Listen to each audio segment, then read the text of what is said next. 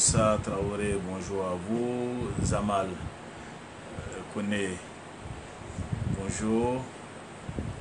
Aboubakar Cheikh, bonjour à vous aussi depuis votre position. Et après, je parlerai rapidement de la question des idéologies en Côte d'Ivoire. Je pense que il y a nécessité qu'on en parle. Il y a nécessité qu'on en parle. Ça a été l'objet de l'un de mes posts, mais il est bon de le développer. Alors donc on parlera donc d'idéologie et puis bon du djihadisme. Très simplement sur la question du djihadisme en Afrique de l'Ouest, ma position, vous la connaissez, Adjara Koulibaly, bonjour, Alasko. Vous la connaissez parce que bon, j'ai développé dans certains de mes écrits cette position qui est que beaucoup de guerres qui, n'est-ce pas, d'attaques qu'on rencontre en Afrique de l'Ouest sont des attaques faites sous le prétexte du djihadisme, mais ceux qui font ces attaques-là, en réalité, souvent ne sont pas des djihadistes. Mais c'est un prétexte pour, n'est-ce pas, réclamer sa part de la gestion de la chose publique. Parce que beaucoup de personnes dans nos pays en Afrique de l'Ouest, on a un État, n'est-ce pas, qui est beaucoup centralisé et donc les richesses collectives sont mal redistribuées. Dans beaucoup de nos pays, quand vous ne travaillez pas indépendamment de votre volonté, il n'y a aucune aide sociale et donc les richesses de ces pays-là sont concentrées généralement entre les mains de groupuscules. Et le partage de ces ressources-là, n'est-ce pas, est mal fait. C'est un partage qui est mal fait. Les gens qui estiment qu'ils sont des natifs du pays, eux aussi, n'est-ce pas, n'ont pas droit à certaines richesses du pays qui sont exploitées. Et donc, souvent, ça pousse à des formes d'insurrection. Souvent, ça pousse certaines personnes à des formes de révolte contre l'État central parce que, bon, ils ont besoin d'avoir leur part des richesses collectives. Et donc, ces personnes-là s'organisent pour, n'est-ce pas, réclamer souvent avec la violence leur part des richesses collectives sous le couvert du djihadisme ou par des organisations de type avec des organisations de type mafieuses, ou souvent ce sont des querelles de type sécessionniste, telles que la position que nous avons avec l'Azawad, qui sont des Touaregs qui estiment que dans le nord du Mali, ils sont marginalisés. L'État central qui est à Bamako, n'est-ce pas, s'accapare, n'est-ce pas, s'accapare toutes les richesses qui sont partagées entre politiciens qu'ils estiment être des politiciens corrompus. Ces politiciens-là ont leur part et eux qui ont des richesses ne reçoivent rien. Donc ces personnes-là demandent à avoir leur État et souvent c'est manipulé. Ce sont des rebelles, des gens armés par l'Occident qui souvent, pour faire pression sur le pouvoir central, n'est-ce pas, négocient avec des notables locaux qui se disent être marginalisés, des jeunes qui sont dans certaines régions pour créer souvent des États ou des nouvelles autorités avec lesquelles ils vont, n'est-ce pas, ces pays occidentaux-là vont discuter, n'est-ce pas, vont marchander, vont négocier les richesses de ces zones-là. Souvent même c'est entretenu, cette forme de rébellion-là, pour créer des situations de chaos qui, n'est-ce pas, vont permettre à certains pays dans ce chaos-là de venir exploiter des richesses dans certaines zones. Et donc, avec la guerre en Libye, il y a beaucoup d'armes qui ont circulé. Mais généralement, ce sont des armes qui viennent de l'Occident. On n'a pas d'usine d'armes dans ces régions-là.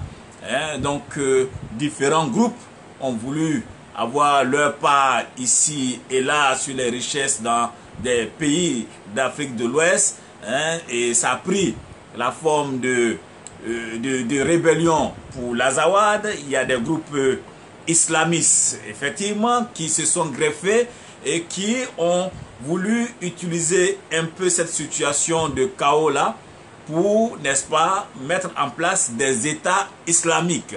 Donc vous avez vu avec Ansardine, qui à un moment donné s'est allié avec l'Azawad, mais qui après a pris le dessus sur l'Azawad, n'est-ce pas, et qui a voulu progresser pour occuper tout le Mali. Et donc ils ont mis en place une opération, hein, je crois que c'est François Hollande qui a mis en place une opération pour stopper la progression de Ansardine. Mais bon, quand vous regardez même la composition de Ansardine, pour nous qui avons fait toute la région, j'ai retrouvé par exemple des jeunes qui étaient des désœuvrés, qui sont retrouvés comme étant des leaders de Ansardine.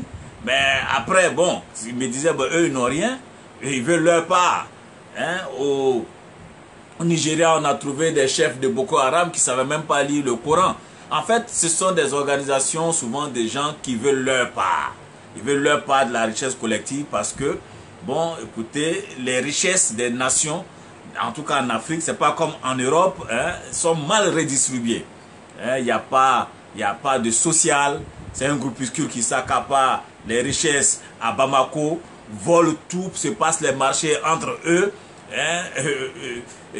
Quand vous regardez la rébellion du Niger aussi, c'est pratiquement la même configuration. Le pouvoir central qui accumule tout et puis des gens qui sont dans des régions reculées qui n'ont rien.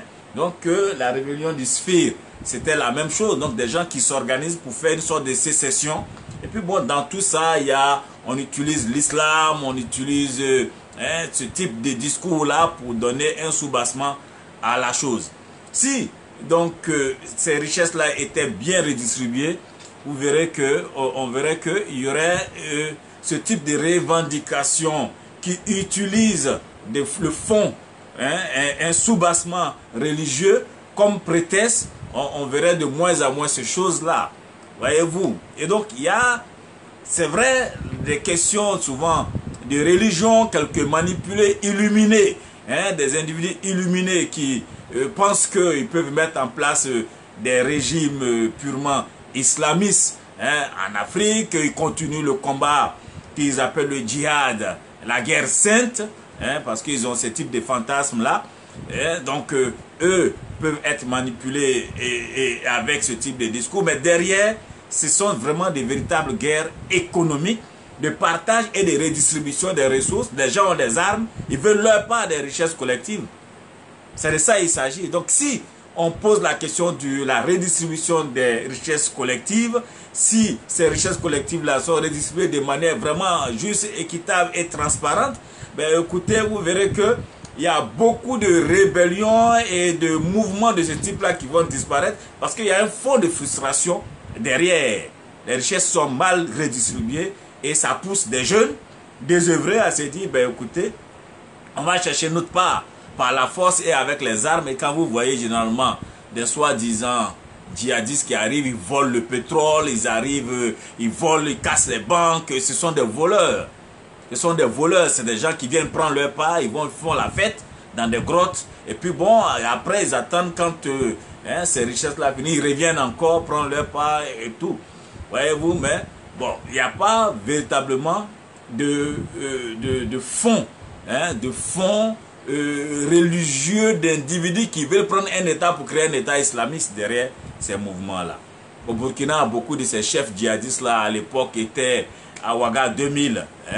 À Ouaga 2000, ils ont été chassés à l'occasion de la révolution qu'il y a eu. Et donc, bon, qui eux aussi, n'est-ce pas, tournent dans cette zone-là, manipulent des gens pour aller voler en réalité. Et puis, bon, se venger des dirigeants actuels du Burkina. hein, parce que Blaise leur donnait quand même gîte couvert à Ouaga 2000, il n'est plus là.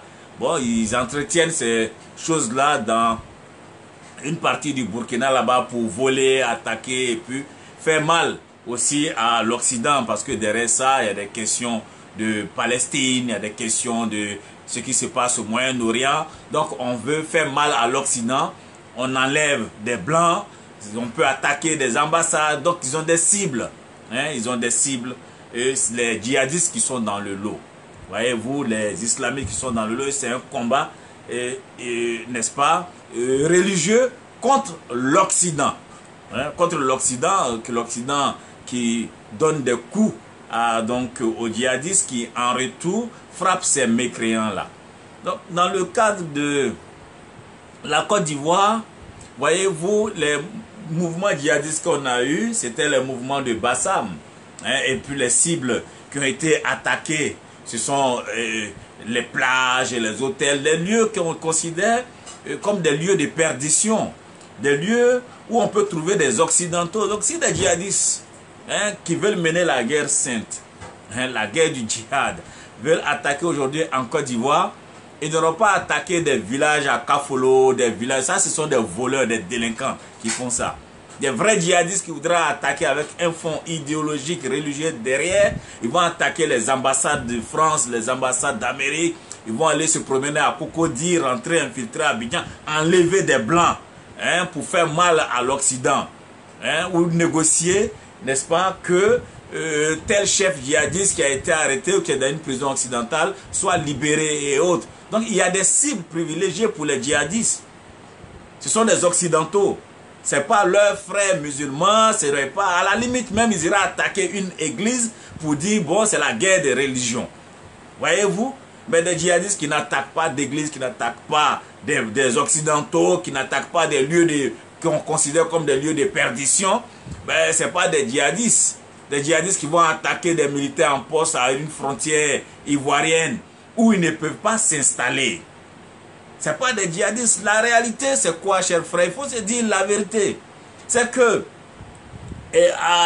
on a certains de nos frères, certains de nos camarades, hein, qui étaient dans la rébellion, qui ont soutenu un certain nombre de personnes, hein, dont les Guillaume, Soro et autres, hein, qui sont restés des fidèles à Guillaume Soro, qui sont restés des fidèles à sa personne et non à la cause, souvent de façon tribale ou souvent pour des raisons pécuniaires, hein, parce qu'il les entretenait, son petit frère Simon les entretenait financièrement. Donc c'est vraiment une minorité de personnes, d'individus, d'anciens de la rébellion qui sont dans cette zone-là, hein, qui sont dans cette zone-là que des individus ont voulu utiliser dans leur schéma de conquête de pouvoir. Donc utiliser ces petits-là, hein, pour des actions militaires. Ce sont eux qui ont fait circuler les armes dont nous sommes informés. Ces circulations d'armes, on est informé régulièrement. Quand ils bougent les armes, ils vont donner des armes à leurs amis qui sont des anciens instituteurs dans la zone de Ferke. Tout ça, on est informé de ça. Tout le monde est informé dans le domaine sécuritaire. Dans le milieu sécuritaire, les gens sont informés, les anciens sont informés. L'ONU même a fait état de 300 tonnes d'armes qui resteront et autres. Donc tout ça, on est informé. Ce sont ces petits-là qui sont en réalité dangereux, qui sont souvent des coupeurs de route.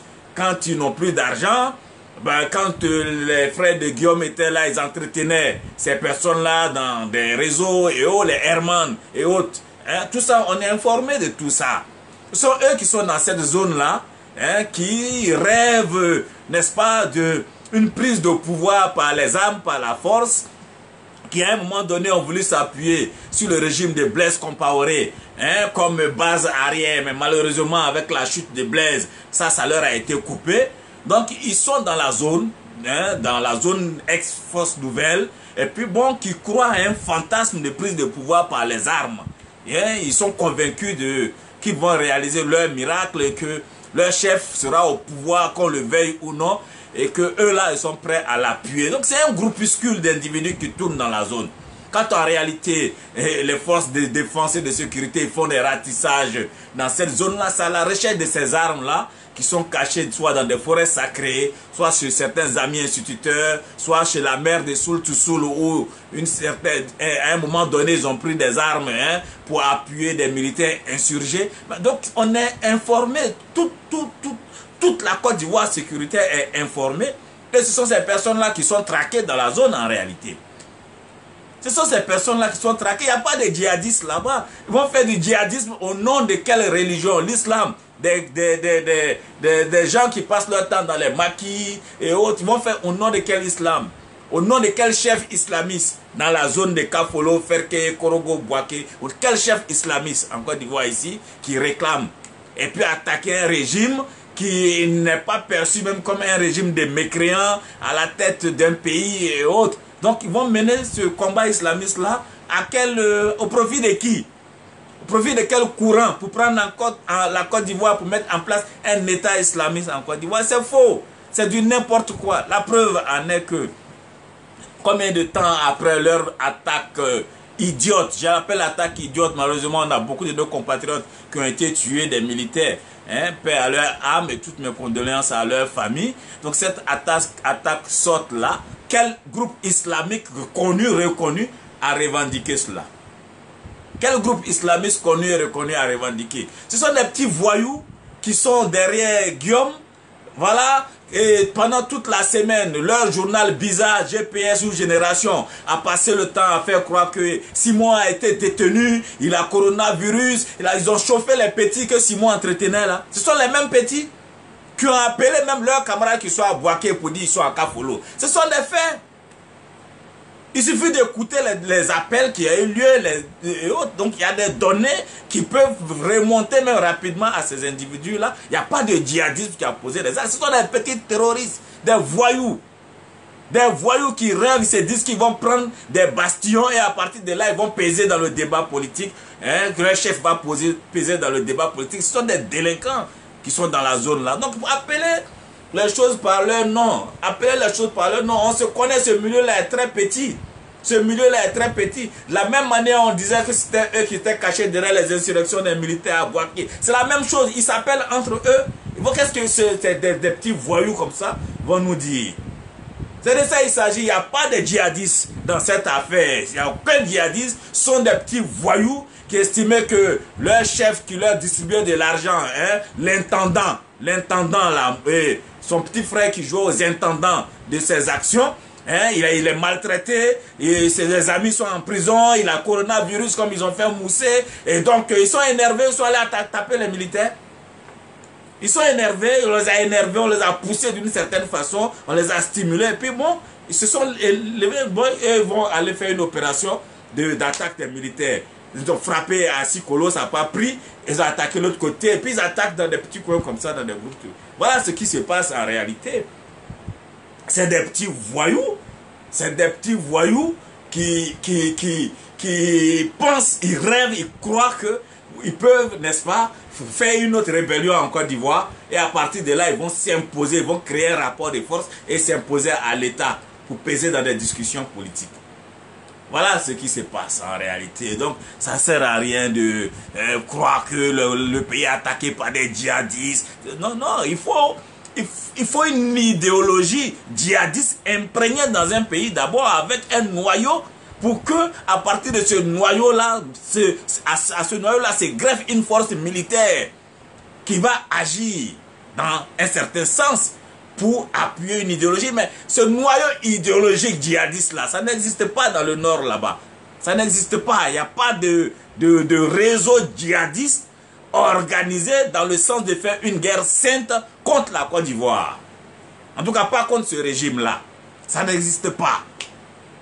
Voilà. Les chefs islamistes de Côte d'Ivoire sont là. Ils ne sont pas dans cette logique. Et aucun n'encourage une action comme ça. Aucun. Il n'y a même pas un chef religieux en Côte d'Ivoire dissident qui est dans cette logique. Donc tu vas venir prendre quel pays, avec quelle base arrière, avec une population qui n'était pas favorable, contre un régime qui, n'est-ce pas, n'a pas été combattu par des gens sur la base religieuse. ils ne sont pas défavorables, les musulmans de Côte d'Ivoire, au régime qui est là.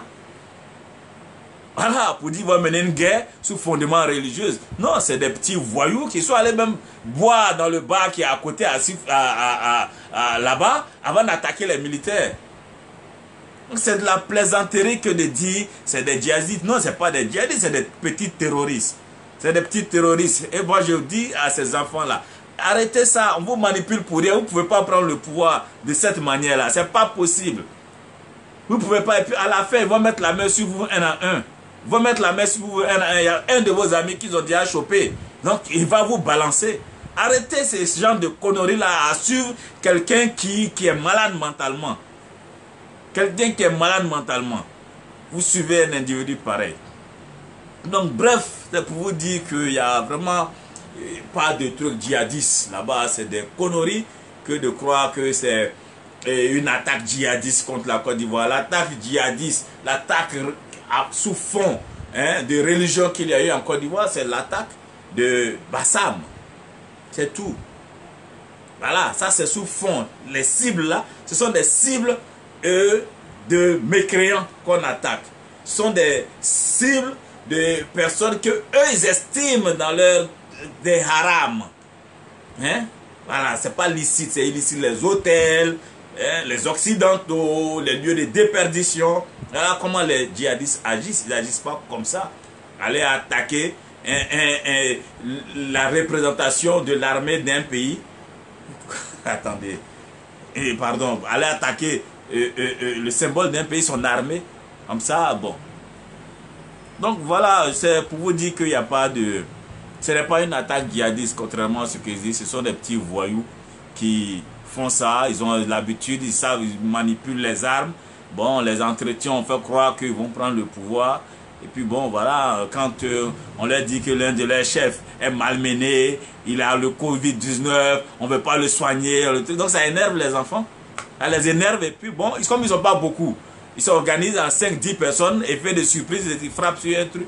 Ils s'organisent là, bon, on va frapper là. Donc c'est tout ce qu'ils peuvent faire, une petite guerre sale. C'est tout ce qu'ils peuvent faire. Mais vous ne pouvez pas prendre une zone même 48 heures pour rester là-bas. Vous ne pouvez pas. Donc ça ne sert à rien. Vous allez créer du désordre. Voilà. Et puis au fur et à mesure que vous faites ça, votre soi-disant chef là, il devient sale aux yeux des Ivoiriens.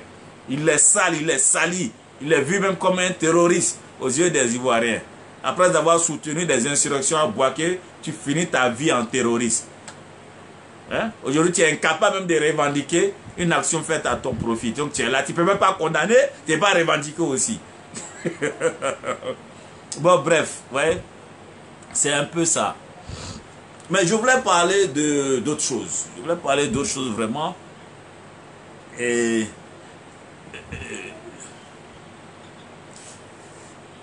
je voulais parler d'autres choses en lien avec la question du combat que nous menons dans notre pays. Quel est le combat? Quelle est la nature de ce combat? Pourquoi nous prenons telle ou telle position dans le pays? Pourquoi nous prenons telle ou telle position dans le pays contre telle ou telle personne ou contre telle ou telle idéologie dans le pays? Voyez-vous, il faut se dire la vérité. Il faut se dire la vérité parce que beaucoup de vos leaders, de nos leaders, ont refusé de former notre peuple idéologiquement. Mais c'est fait exprès pour pouvoir manipuler facilement le peuple. C'est pour pouvoir manipuler facilement le peuple. Donc il ne faut pas former, il ne faut pas donner des boussoles, des références, des principes au peuple. Et on peut facilement manipuler le peuple ainsi. Je l'ai dit la dernière fois, il dit dans ce pays, il y a des gens qui se sont réclamés du socialisme. Laurent Gbagbo, Zadi Zaourou, Bama Mori Ferré du PPS et autres. Donc, il y a des courants idéologiques. Et Foué, qui était membre du Parti communiste, a fait son désemparentement pour faire le choix du libéralisme.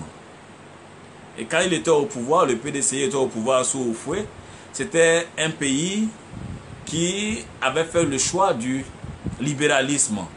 Mais un libéralisme teinté de socialisme, hein, d'un peu de communisme, même à cause du passé communiste du Houphouët-Boigny. Et donc, vous voyez, ça veut dire quoi? Ça veut dire qu'on a d'un côté une vision sociale, hein, sociale, et l'autre une vision libérale. Houphouët, il était entre les deux. Un ancien communiste qui est devenu libéral après son désapparentement et avec un fonds communiste. Donc il a mis en place dans un esprit collectiviste, il a mis en place des sociétés d'État. Ça veut dire quoi? Société d'État, ça veut dire qu'on utilise l'argent de tout le monde pour faire des sociétés, des entreprises. Hein, c'est une forme de collectivisme qui n'existe que dans une vision socialiste et même plus loin une vision communiste de la société. Hein, donc mettre ensemble les moyens de production. Hein, donc les moyens de production étaient publics. Les seaux de sucre, vous entendiez des sociétés, Sodefort, société pour le développement du sucre, société pour le riz, société. Donc, Houphouët, tout en étant libéral, a mis en place un système quasi communiste. Et donc, les moyens de l'État, même la production de l'électricité et autres, n'est-ce pas? Et donc, les moyens de l'État servaient à la production des biens et à la production des services. Voyez-vous, au profit du peuple. Donc, ce qui appartenait à tout le monde, les biens publics, les richesses publiques, étaient utilisés pour le bien-être de tout le monde, pour le développement, hein, pour mettre en place des services, parce que l'électricité on payait, mais c'était l'électricité produite par ESCI, Énergie électrique de Côte d'Ivoire, et vendue par l'ESCI. Donc, on avait des sociétés d'État.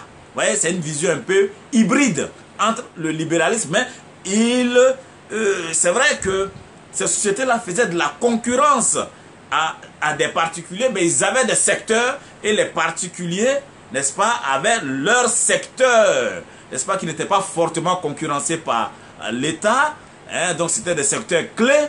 Et puis bon, le libéralisme, le capitalisme, n'est-ce pas, avait le champ libre pour, n'est-ce pas, se pratiquer dans notre pays. Donc ce n'était pas un pays véritablement communiste dans le sens ancien du terme, parce que donc on était dans une forme hybride de libéralisme social. C'était un peu ça la politique du Houphouët-Boigny. Il fallait produire, il fallait faire en sorte que ce qui est produit, n'est-ce pas, avec l'argent de tout le monde, l'argent de la collectivité, puisse profiter à tout le monde. Hein? Donc il y avait des collèges privés, mais Houphouët travaillait beaucoup à la mise en place d'un système d'éducation qui soit fortement public. Fortement public. Donc la construction des universités, des grandes écoles et autres, Houphouët y tenait parce que pour lui, l'éducation était l'affaire d'abord de l'État. Hein, ce n'était pas des collèges privés à tout va. Donc Houphouët avait sa vision. Donc à côté de cette vision d'Houphouët, d'autres se sont présentés avec des visions en disant qu'ils sont socialistes, ils sont de gauche. Ils sont de gauche, mais ils n'étaient pas plus de gauche qu'Houphouët, qui pratiquaient la gauche, qui pratiquaient la solidarité d'une certaine façon, mais limitée bien entendu. Donc, voyez-vous, on avait avec Houphouët un pays libéral, avec un peu de social, beaucoup de social même.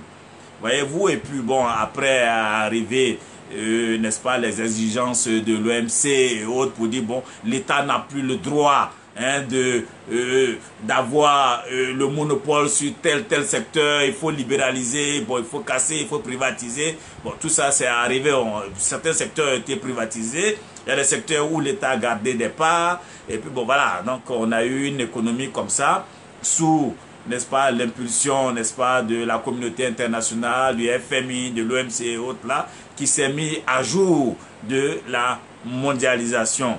Hein?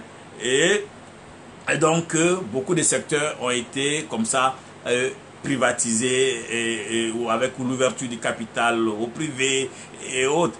Donc, voyez-vous, et ouf, Gbagbo disait être opposé à cette privatisation. Il le disait que pour lui, il faut rester dans un état socialiste jusqu'aux années 95-97 où sa position a évolué pour dire, bon, lui, il est pour la privatisation, mais il refuse la privatisation des grands secteurs tels que les hôpitaux et autres. Hein, les hôpitaux, la sécurité. Hein, bon, il ne faut pas privatiser la sécurité des citoyens, l'électricité, l'eau et autres. Donc voilà, donc il était toujours dans cette vision socialiste, mais allégée. Ce qui a entraîné d'ailleurs sa crise avec certains de ses camarades qui ont mis en place la Renaissance, les Domelo et autres là, ont fait une crise idéologique en ce moment-là et ils se sont séparés. Et nous-mêmes, qui étions beaucoup socialistes, nous sommes partis en 97 du FPI qui pour nous avait dévié de sa ligne socialiste, on va dire socialiste dur. Hein, parce que à l'époque, nous-mêmes étions dans des cercles de formation idéologique et autres. Donc, ça vous dit que Gbagbo a évolué. Bon, au Fouet parti, le PDCI aussi a évolué. Mais donc, il faut que nos jeunes frères et autres là sachent que à la base, il y avait des idéologies dans la politique ivoirienne. Et on s'est déterminé par rapport à l'idéologie. Jusqu'en 93, où à la mort du Fouet, Bédié vient pour casser les idéologies, pour tomber dans ce qu'on appelle l'ethnicité. Donc là, les choix ne sont plus fondés sur la base de l'idéologie, mais de l'appartenance ethnique. Hein, parce que Bédié, dans son combat contre Ouattara, ne dit pas choisissez-moi parce que voilà ma politique sociale, ma politique capitaliste, ma politique libérale, voilà comment je compte gérer le pays et autres, voici ma doctrine. Non, il dévie le débat doctrinaire, le débat idéologique sur le terrain des émotions, sur le terrain de l'ethnicité, en présentant Ouattara comme un étranger que tout le monde, socialiste, libéral et autres, devront rejeter parce qu'il n'est pas ivoirien. Et voilà comment Bédié change le débat. Un débat de ethnie, et on n'est plus dans les idéologies, on ne se détermine plus en lien avec l'idéologie économique, la doctrine économique à laquelle on croit, mais on se détermine désormais en fonction des critères affectifs, des critères ethniques, des critères émotionnels et des critères grégaires. Hein? Bédié nous fait basculer dans une politique moyenâgeuse, dans une politique, je dirais même sauvage, parce que on ne juge plus avec la rationalité, mais on juge avec la pureté de sang. On juge avec la pureté ethnique. On juge les gens avec leurs origines, leur race. Voilà comment Bédié nous fait sortir du programmatique pour nous faire rentrer dans l'identitaire. Voyez-vous, j'ai fait ce détour-là pour que vous puissiez voir comment historiquement on en est arrivé là. On en est arrivé là.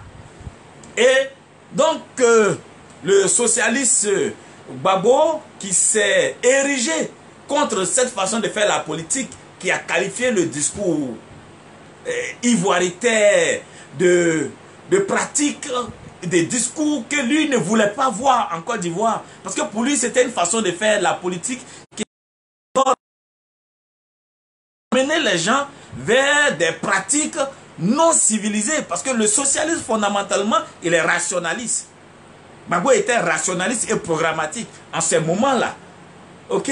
Donc, il était contre. Vous allez retrouver ses discours sur l'ivoirité, hein, fouillés, pour dire que, bon, lui, en tant que socialiste programmatique et rationaliste, ne pouvait pas accepter que dans le débat politique ivoirien, on nous ramène vers l'animalité, vers la pureté ethnique, vers des débats d'arrière-garde que les peuples civilisés ont dépassés. Pour lui, c'était tirer la Côte d'Ivoire vers le bas. Et nous étions d'accord avec lui.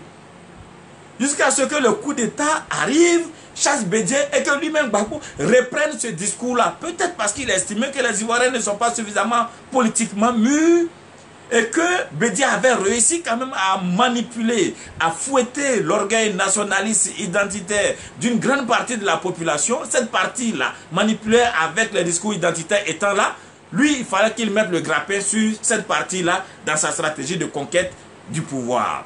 Voilà comment Gbagbo reprend les Ivoiritaires à l'ex-Haïtassi, n'est-ce pas, reprend leur discours et pouvoir contre Ouattara qu'il présente lui aussi comme un étranger qui ne doit pas avoir accès au pouvoir.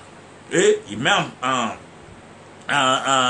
contribution les journaux du FPI, l'appareil politique du FPI, il est allié au PDCI ivoiritaire avec les Fologos, comment on appelle cette dame-là qui n'est pas trop, hein, bon, je veux dire, Brogrébé, je ne voulais pas parler de sa beauté, avec les Brogrébé et autres, les Odette Lorugnon, donc cette dynamique de haineux-là qui commence maintenant à inciter, à insuffler dans les consciences collectives, n'est-ce pas, un discours identitaire, xénophobe, raciste et autres. Donc on n'est plus dans le discours sur la Côte d'Ivoire, sur les programmes, sur les projets de société, mais on tombe dans le discours identitaire.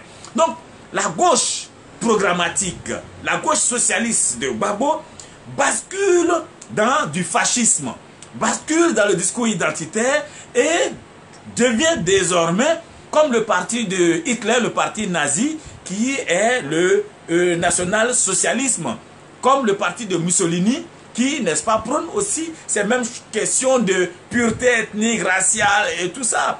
Donc, il devient un peu, il bascule, n'est-ce pas, du programmatique socialiste, parti socialiste programmatique, rationaliste, vers un parti identitaire, irrationnel, qui manipule la haine, le grégaire et autres. Donc, il se retrouve avec la même vision, la même doctrine que le parti de Bédié, le parti qui est un parti libéral, mais lui étant de gauche, est un gauche nationaliste et identitaire ultranationaliste. Voyez-vous? Donc, dans notre pays, il y a des partis, la confrontation aujourd'hui idéologique qu'il y a dans notre pays, c'est une confrontation qui oppose des identitaires, des racistes, des fascistes de gauche, Gbagbo et ses amis. Aujourd'hui, vous allez voir que la frange d'Affi N'Guessan se démarque totalement de ce type de discours au sein du FPI. Hein? Et donc, c'est la frange raciste, irrationaliste, okay? Régressiste, qui utilise l'identité, les discours de haine et autres là, qui sont autour de Gbagbo, les Lida Kwasi et autres, qui s'associent aux identitaires du PDCI. Le PDCI, à la base, n'est pas un parti identitaire. Le parti du fouet, là, que Fouet a fait, n'est pas un parti identitaire. Il est rationaliste. Voilà, c'est un parti libéral et rationaliste que Fouet a fabriqué. Vous voyez, matérialiste, dialectique, à la limite, hérité de son passé communiste. Voyez-vous, quelqu'un de concret, de pragmatique. Voyez-vous, Fouet c'était quelqu'un de pragmatique. Voyez-vous, et donc, c'est cette frange identitaire du PDCI qui est structurée autour des Bédié, qui s'allie, n'est-ce pas, à la frange identitaire de la gauche nationaliste et ultranationaliste et haineuse, qui est opposée aujourd'hui à toute une autre partie du pays. Donc les haineux qui estiment qu'eux sont plus ivoiriens que d'autres, ils estiment que le bonheur de la Côte d'Ivoire, le bonheur des Ivoiriens, ce n'est pas que leur pays soit bien gouverné, hein, qu'ils aient la santé, qu'ils aient... Non, le bonheur des Ivoiriens, c'est de chasser un individu ou un groupe d'individus, hein, Ouattara et ses amis, qui sont présentés comme impurs. Pour eux, ça suffit pour faire le bonheur des Ivoiriens. Le bonheur des Ivoiriens, c'est de mettre en place un individu comme Bédié, qui avec son clan, vont continuer, vont reprendre leur système de vol, de pillage, des ressources de la nation. Eux, ils vont voler dans leur clan et puis convaincre ou contenter les Ivoiriens du fait que non, c'est quelqu'un de sang pur. Comme lui-même il dit, le sang pur ne ment pas. C'est quelqu'un de sang pur qui dirige le pays. Entre-temps, lui et ses amis, ses enfants, qui font les mariages à la Salonie là, avec notre argent public, eux, ils s'enrichissent avec les richesses collectives. Et puis, bon, que le reste du peuple soit content parce que, bon, on a chassé celui-là qui est présenté comme le Burkinabé, l'étranger, avec ses amis et autres. Voilà, vers la direction vers laquelle les gens conduisent notre pays, les idéologies, les pensées. Donc on est dans une forme de régression, de non-civilisation. Et donc ces obscurantistes, ces régressistes-là, aujourd'hui combattent, n'est-ce pas, des gens qu'eux ils présentent comme n'étant pas suffisamment purs pour diriger le pays. Donc nous sommes dans une configuration, dans une opposition qui est une opposition fatale.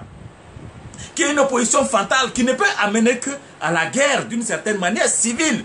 Parce que ceux qui estiment que d'autres ne sont pas suffisamment purs pour diriger le pays, s'ils prennent le pouvoir, ça ne peut conduire qu'à l'éradication des impurs. Ça ne peut conduire qu'à l'éradication des impurs.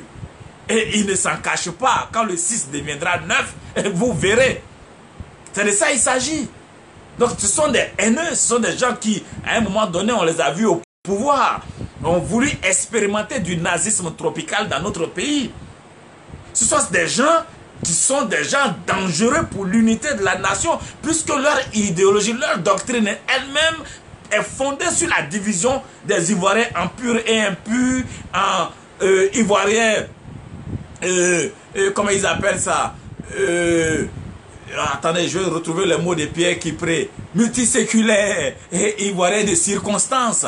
Donc, ils sont dans une sorte d'altérité qui est consubstantielle même à la doctrine qui guide leur action politique. Donc, ce sont des individus qui ne peuvent pas être, n'est-ce pas, source de paix. Leur arrivée au pouvoir ne peut amener que la guerre. Des gens qui refuseront de subir, de se soumettre à leur fantasme de supériorité tribale ethnique.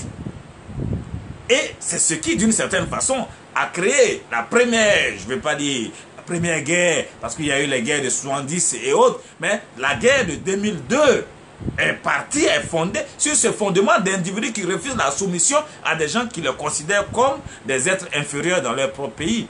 Et donc ceux-là au pouvoir ne peuvent qu'entraîner une réédition, n'est-ce pas, de ce que nous avons déjà vu en 2002.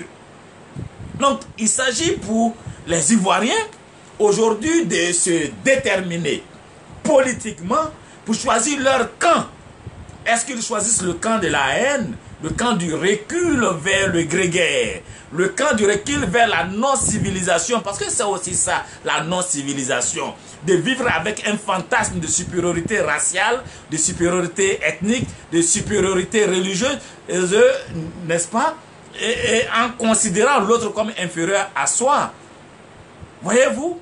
Et donc, est-ce que on fait le choix d'être du côté de ces grégaires, de ces régressistes qui nous poussent à une bataille d'éradication des gens qui sont considérés comme des êtres inférieurs, des êtres n'ayant pas suffisamment de dignité, des êtres sales qui ne doivent pas diriger notre pays, auxquels on ne peut pas se soumettre à cause de leur ethnie? Est-ce qu'il faut aller avec ces personnes-là? Ou il faut aller vers le camp des progressistes qui disent, ben écoutez, les gens, on les juge sur la base de leurs actions, sur la base de leurs actes, et non sur la base de la couleur de leur peau, de la couleur de leurs yeux, de leur ethnie, de leur religion et autres. Donc c'est deux visions diamétralement opposées, c'est-à-dire une vision progressiste contre une vision régressiste qui, n'est-ce pas, se retrouve en confrontation en Côte d'Ivoire. Et chacun doit choisir son camp. Chacun doit choisir son camp. C'est une bataille à mort entre deux visions de la Côte d'Ivoire. Une Côte d'Ivoire de régression contre une Côte d'Ivoire de progrès. C'est de ça qu'il s'agit. Alors, voyez-vous, il y a donc des idéologies qui s'opposent dans notre pays. Une idéologie des doctrines racistes, des doctrines ethnicistes, voyez-vous, des doctrines de hiérarchisation, de ségrégation, qui s'opposent, n'est-ce pas, à des doctrines d'unité nationale, parce qu'il faut être unis sans distinction ethnique, et des doctrines qui veulent le progrès et la transparence dans la gestion des affaires publiques. C'est de ça qu'il s'agit. Donc chaque Ivoirien doit se déterminer par rapport à, n'est-ce pas, ces deux visions de notre société, de notre pays. Voilà, chacun doit choisir son camp. Est-ce que les haineux prendront, n'est-ce pas, la victoire sur ceux qui veulent le vivre ensemble, ceux qui veulent le progrès, ceux qui, n'est-ce pas, veulent une Côte d'Ivoire où les gens sont jugés sur la base de ce qu'ils font et non sur la base de ce qu'ils sont. Il faut dire, par honnêteté, que dans le camp de RHDP, le camp de RDR et autres, il y a aussi des identitaires. Il y a aussi des identitaires, mais qui mettent pour certains en berne leurs élans grégaires. Parce que, bon, ils sont, qu'ils le veuillent ou non, mis dans le même groupe de ceux qui sont ostracisés. Donc, ils sont dans une position victimaire. Mais ça n'enlève pas, ça ne leur enlève pas, n'est-ce pas, ces élans-là. Parce que ce ne sont pas des gens qui sont politiquement formés. Ce sont des gens qui sont dans des groupes de manière grégaire, de manière tribale eux aussi, mais dans une position de victime. Donc, eux, ils ne développent pas ces élans-là. Mais ce n'est pas parce qu'ils sont idéologiquement formés, mais c'est parce qu'ils sont dans la position victimaire qu'ils ne développent pas. Ceux-là aussi ont besoin d'être, n'est-ce pas, formés. Il faut élever leur niveau de conscience politique. Il faut élever leur niveau de conscience politique pour les amener à se libérer de ce mal-là qui est le mal de l'irrationalité qui motive l'action politique sur la base d'ethnicité, la base religieuse. Vous voyez que vous avez entendu certains cadres du RDR parler de nous les musulmans. Ceux-là sont dans du grégaire. Ceux-là sont encore, n'est-ce pas, dans de l'irrationalité. Ils n'ont pas atteint un niveau politique où ils peuvent juger, n'est-ce pas, ils ne peuvent fonder leur jugement sur des idéologies. Ceux-là sont dans des formes de comportement grégaire. Mais bon, comme ils sont dans une posture victimaire, ben, ils ne font pas sortir. Hein, on a vu ça uniquement avec, comment on appelle cette dame-là, qui n'est pas politiquement formée. Ce sont des gens qui arrivent à la politique comme ça parce que, bon, il y a une sorte de guerre tribale qu'il y a. Donc, ils peuvent se positionner comme des leaders circonstanciels, mais sans fondement politique véritable. Donc, pour vous dire que dans tous les camps, il y a des gens qui sont au niveau grégaire. Mais le véritable combat, c'est de positionner les oppositions en Côte d'Ivoire sur des bases idéologiques, sur des bases programmatiques. De faire en sorte que l'unité de la nation soit sacrée et que la redistribution des richesses se fasse dans notre pays et que les gens soient jugés sur la base de leur projet de société, sur la base de leurs actions de gouvernance et non sur la base de ce qu'ils sont. Voyez-vous. Et donc, c'est à ce niveau de développement intellectuel et, je vais dire, de conscience politique que nous voulons, nous autres CPR, tirer notre peuple. Pour dire, il ne faut pas que nous considérons supérieur à un Agni, à un BT, à un Guéré, parce qu'on est xénophobe, on est, comme on appelle, le lobby, il ne faut pas que parce qu'on est BT, on considère qu'on est supérieur à... Non, il n'y a pas d'Ivoirien qui est supérieur à son ami. Il n'y a pas, ça n'existe pas. C'est des fantômes, c'est des choses qu'on met dans vos têtes, dans les villages autour du feu, mais c'est faux. Voilà, il n'y a pas quelqu'un qui est supérieur à son ami, qui est plus propre, qui est plus intelligent que son ami en Côte d'Ivoire ici. Les idiots, il y en a dans toutes les ethnies. Les voleurs, il y en a dans toutes les ethnies. Les escrocs, il y en a dans toutes les ethnies. Les brillants, il y en a dans toutes les ethnies. Mais c'est ça, la Côte d'Ivoire. Et donc, il faut qu'on juge les gens sur la base de leurs compétences, sur la base de leurs aptitudes, sur la base de ce qu'ils font et non sur la base de ce qu'ils sont.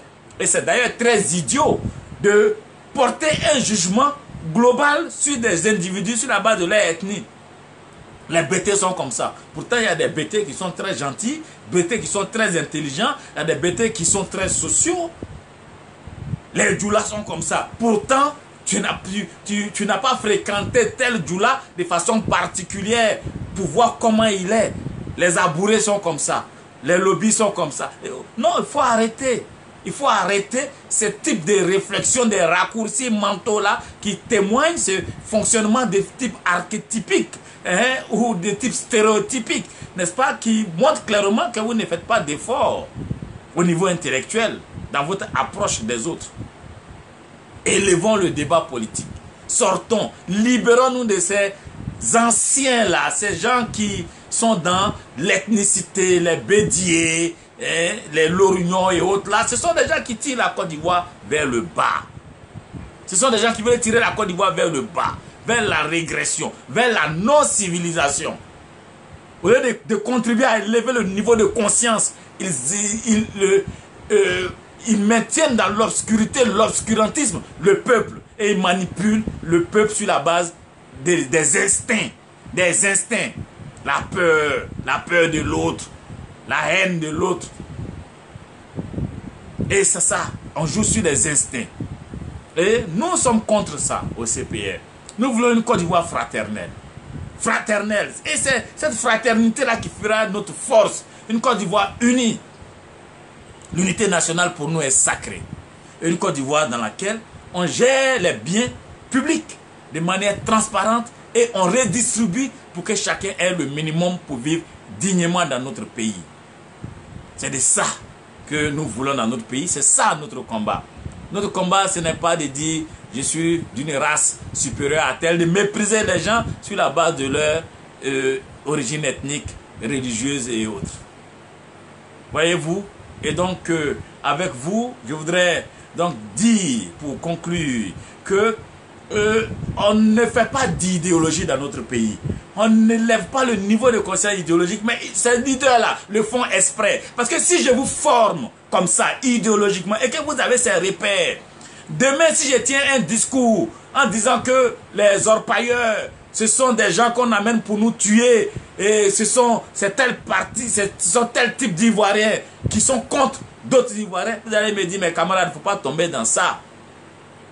Si je viens vous dire, les militants du RDR, ce sont des étrangers, vous allez me dire, camarades, on ne faut pas tomber dans ça. Il faut nous dire ce que les militants du RDR ont fait, au lieu de nous faire juger ces militants-là sur la base de leur ethnie. Si Gbagbo, les trucs là, comme on appelle Odette Lorignon et autres, tiennent tel discours, si vous êtes formés, vous allez dire, mes camarades, on n'est pas venu pour voir qui est pur, qui est impur, qui est sale ou qui est propre. Des hommes politiques qui disent, nous en Abidjan ici sont venus nous trouver, nous on était propres. C'est eux qui ont appris à se laver. Regardez vers la bassesse dans laquelle des gens que vous considérez comme des leaders, n'est-ce pas, envoient le discours politique. La vraie bassesse. Nous on est propres. C'est eux qui sont sales. Vous regardez. Donc les gens ne sont pas formés politiquement. Donc il y a des gens qui applaudissent ça. Mais on aurait formé notre peuple. Ça leur lui dit, mais madame, vous n'êtes pas plus propre qu'un quelconque Ivoirien. On vous dit de critiquer ce qu'ils ont fait. Leurs actes de gouvernance. Mais on ne vous dit pas de nous dire s'ils sont propres, sales, qu'ils ne se lavent pas. Ça, c'est leur problème. Mais on dit les actes politiques, les actes économiques. C'est ça qu'on veut juger. Quel est votre jugement sur ça? Qu'est-ce que vous avez fait hier de mieux que eux? C'est de ça qu'on parle. On ne cherche pas à savoir si Ouattara, c'est un nom qui vient de Chine ou de Zambie. Il faut juger sa gouvernance. Pourquoi voudrez-vous qu'on ne le choisisse pas comme notre président sur la base du fait qu'il s'appelle Ouattara? Mais non, dites-nous qu'on ne le choisisse pas. Ne le choisissez pas parce qu'il ne sait pas diriger un pays. Voici son bilan au FMI. Voici ce qu'il a fait quand il était maire. Voici ce qu'il a fait par le passé. Voici son bilan moral. Voilà, c'est sur la base de ça que vous devez orienter notre jugement et notre choix. Et non sur la base du fait qu'il ait 4 femmes, 5 ceci, qu'il soit de telle ethnie et autres. Ça c'est pas important pour nous. C'est qu'est-ce qu'il fera pour que nous soyons heureux, ou bien qu'est-ce qu'il va faire qui va nous rendre malheureux. C'est ça qui doit fonder notre jugement et notre choix. Quand nous parlons, quand nous critiquons Ouattara, on critique sa gestion. On critique les actes. Mais on ne va pas le dire aux gens, ne le choisissez pas, ou bien on vous demande de haïr M. X parce qu'il est de telle ethnie, il est de telle ceci, il est de telle cela. Ce sont les actes. Quand nous parlons de M. Soro, on dit il a fait ça, il a fait ça, il a fait ceci, il a mis en place la centrale, il a mis des gens dans le conteneur. Donc sur la base de ça, est-ce que vous êtes prêts à le choisir? Quand nous parlons de Bleu Goudé, c'est la même chose. On dit, bon, voilà, il a triché à la licence, problème moral. Il a fait ceci, il a posé tel acte. Il a amené des gens à aller exterminer des gens, découper des gens à la machette le 25 juin 2000. Sur la base de ça, est-ce qu'un individu pareil, qui n'a ni compétence, ni background, qui a, au plan moral, est un tricheur et qui a tué des humains, est-ce que vous êtes prêts à le choisir? Mais on ne dit pas non, parce que c'est un bêté. Non. Qu'il soit bêté, Guéré ou Yacouba n'a rien à voir avec le choix. On critique ses actions, ses actes, son passé, sa dimension morale. C'est de ça qu'il s'agit. Et c'est à ce niveau-là que nous voulons amener notre peuple. Je voudrais donc m'arrêter là pour dire que djihadisme, il n'y a pas de djihadisme dans les actes de Kafolo. Non, non, ce sont des petits voyous. Il y a un combat idéologique à mener dans notre pays contre la haine, contre les haineux, contre ceux qui manipulent la haine. Et ce combat-là, on ne doit pas en faire l'économie. Et nous disons que nous qui sommes du côté du progrès, de la lumière, nous qui tirons le peuple vers la rationalité, nous ne pourrons pas accepter, nous n'accepterons jamais que les ténèbres aient raison des lumières. Ça doit être clair dans l'esprit des uns et des autres. La haine ne peut pas triompher, elle ne doit pas triompher dans notre pays. Jamais la haine triomphera dans notre pays. Ce n'est pas possible. Ni aujourd'hui, ni demain. Ça ne se fera pas. Donc les choses doivent être claires dans l'esprit de chacun. Ceux qui tiennent des discours de haine, là, ils doivent savoir qu'ils ne triompheront jamais en Côte d'Ivoire. Par aucun moyen. Et ça doit être clair dans l'esprit de chacun d'entre eux. En tout cas pas pendant que nous sommes vivants, pendant que nos enfants seront vivants, pendant que nous voudrons que la Côte d'Ivoire soit une Côte d'Ivoire de progrès. C'est un combat. C'est un combat acharné que nous mènerons contre eux. C'est un combat idéologique. C'est un combat pour faire triompher les valeurs humaines sur les valeurs de non-civilisation que prônent ces personnes. Je voudrais vous remercier. Excellente journée à tous. Au revoir.